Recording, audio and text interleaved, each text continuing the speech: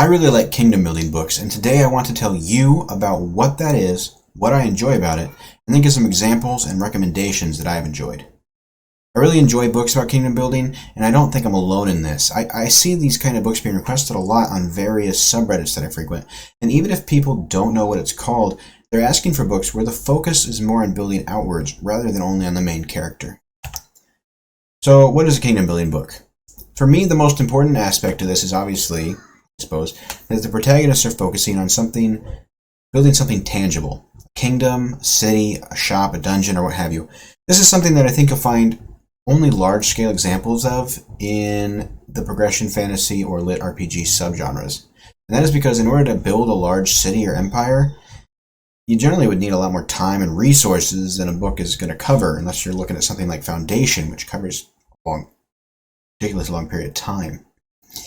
The progression fantasy, and specifically the lit RPG subgenre, often allow this to be done faster, both by the setting that they are generally in and because they usually employ some sort of magic system that allows the characters to skip over the boring logistical side of kingdom building and speed things forward. Now, I could see this being done on a smaller scale in a more ordinary fantasy or sci-fi book, building a conclave, a store, or something like that could realistically be done in a shorter period of time. Or, as we've seen in real life, empire building through warfare and conquering. Think Alexander the Great. Or Napoleon. With the smaller scale may appeal to me, depending on how it's done, but I think the empire building like that would probably fall outside of the genre for me. The next thing that I like that defines a kingdom building book for me is that the protagonist is focused on building relationships and connections to the people and the place that he's working on. If they have no emotional tie to the kingdom they're building, it might still fall within the subgenre, but I'm definitely going to enjoy it less. I'll also mention that, at least for me, this subgenre could focus on someone who is heavily into crafting. However, that will depend on how it's presented. For example, Primal Hunter has alchemy as a profession and a crafting profession that the main character is doing. But at least through book 3, where I'm at, it just doesn't do it for me in the kingdom building niche. He's crafting, but only as a way to fight better. Contrast this with Ascend Online, where the main character is crafting armor for his team, parts and pieces for the city, siege weapons, and everything in between. The process is also a lot more fleshed out in Ascend Online, and the feeling of exploring and upgrading his ability in crafting is presented almost like upgrades to fighting ability in other books. I generally need a few other things that make these sort of books pull me in order for them to pull me in. The first is I need some sort of driver of the plot. I don't mind slower slice of life sort of segments in books, but I eventually want the protagonist to be pressured, giving them a motivation to build their kingdom, a looming deadline, an invasion, something of that nature. I also enjoy a book a lot more if there are well-written characters for the main character to interact with. I feel this lets you get to know the main character better and provides more opportunities for you to find a character that you mesh with. I don't like it when the authors skip over all their conversations and interactions just so they can give you a quick summary later. Let me get a feel for the other people in the world, even if it's just a quick window into the dialogue and connection that you have with them before they get into the nitty-gritty details that you don't want to spell it on screen. Why do I like this sort of book? Honestly, a large part of it may be that it's a change of pace. Most books tend to focus on individual power or the ability to fight. Having the focus be on something else is interesting and shows progress in a different way. The town has a blacksmith and a new iron mine, rather than I can lift 50 more pounds and my fist glows when I punch things now. Don't get me wrong, those are good things, and I enjoy them in other books. It's just a new perspective, right? This also allows for the character to be more self-sufficient.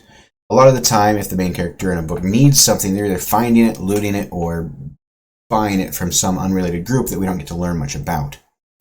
In a kingdom building type book, there's a more of a chance that either they're going to build the item themselves, or they have a friend or a subordinate that can make it for them.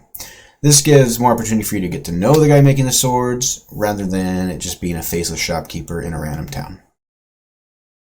If any of what I described sounds good to you, stick around. I've got a list of examples that I've read somewhat recently, and then a list of recommendations that I personally haven't read, but have seen some people saying generally fit this subgenre. I'll go through these examples and quickly describe the premise and the elements that I feel make it a kingdom building book or series. Let's start with Ascend Online. I'm going to look at the cover here just for a second, because I feel like when I read on Kindle, I generally don't actually see the covers unless I specifically turn the Kindle off and back on to look at the screen, the cover screen. There are technically 4 books out in this series right now, but the book 1.5 doesn't fit into the kingdom building genre, and it's about a different set of characters than the mainline group, so I didn't include it here.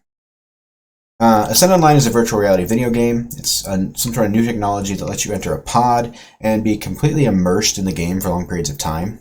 The main character and his group of friends essentially create a town out in the wilderness and are working on building the town and their guild up. They face a variety of challenges, both from the game elements and from other friendly players. I really like this series. The pacing sometimes can be a bit slow, but the world building's good, and I enjoy the various sections of the book. There's plenty of focus on crafting, town building, guild building, and fighting.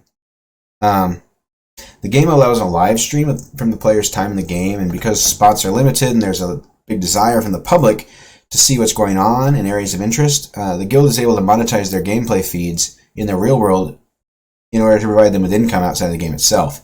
It doesn't have a lot of effect on the plot or the book in general, but I thought it was a fun element that I hadn't seen in other VR and MMO titles I've read.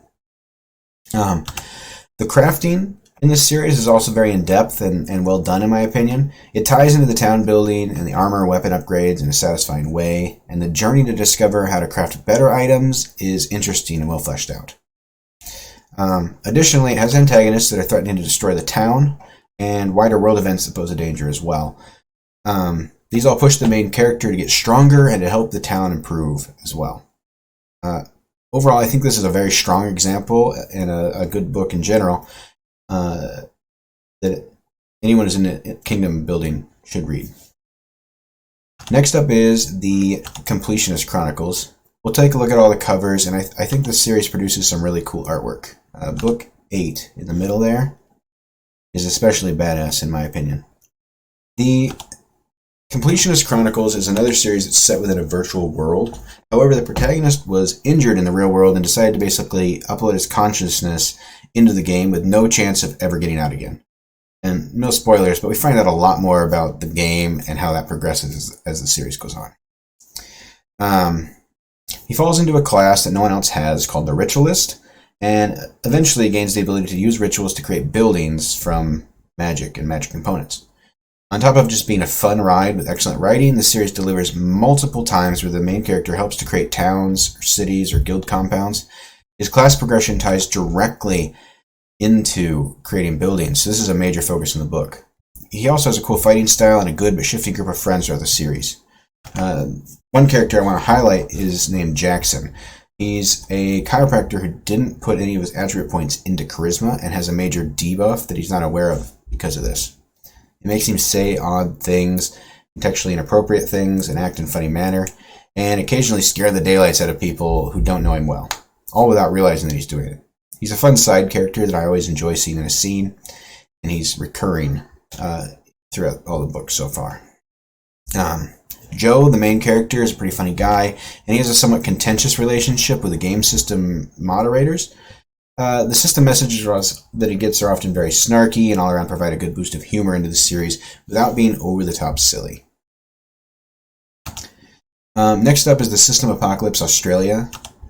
These books are set in the world created by Tao Wong, System Apocalypse world, but are written by a different author, KT Hanna. They focus on a less martially oriented character, a mother of 2, who is working with her children and other survivors to create a safe haven within a mall while the world goes mad. There's a good mix of city building and relationship building with alien politics thrown in, and while the slow pace means it's not my favorite series, it is a good slow-paced example of kingdom building. Next up is Noobtown, and despite the silly name, I actually think that Noobtown is a strong example of kingdom building, and I very much enjoyed the first 2 books for those elements. Essentially, a man is killed in our world and reborn into another that operates somewhat similarly to a video game. At some point in the past, another hero had been in the world, and his influence has made Earth pop culture a staple of this new world's culture. And that's something that is a main theme and that I wasn't a big fan of. However, the main character has to rebuild a ruined city and bring it up from nothing, as well as learn to be a hero and defeat the Dark Lord, and those are elements that I did enjoy. Unfortunately, in my eyes, this series features a lot of over-the-top silliness. It sets the tone at a wacky, zany vibe that I didn't enjoy as much as I would a more measured approach. I will say that there were some jokes that stuck with me, such as the Puma Forest. Puma check. Recurring bit. If you're into something over the top and don't mind a lot of pop culture references, this one might be for you. I've included 2 other series here, Defiance of the Fallen Primal Hunter, and I put both of these series on here so that I could vaguely talk about the connection to the kingdom building subgenre, as I do see them mentioned in the same conversations sometimes. Now, I'm currently reading book 3 of Primal Hunter, so I'm not super far into the series, but I can see that it may be leaning towards a kingdom building light sort of experience. I'm just doubtful that it'll ever get to that point that it scratches my building itch, just based on the main character's total social ineptness and having seemingly no desire to interact with other people. Defiance of the Fall is a very strong series in the progression fantasy genre, and some might consider it to be a bit of a kingdom building one as well. I definitely see elements of that in the story. Zack is the leader of his empire and does do some city and kingdom building. However, while I enjoy these elements in the story, I don't think they've ever been central enough to the plot to firmly put the series into the kingdom building subgenre for me.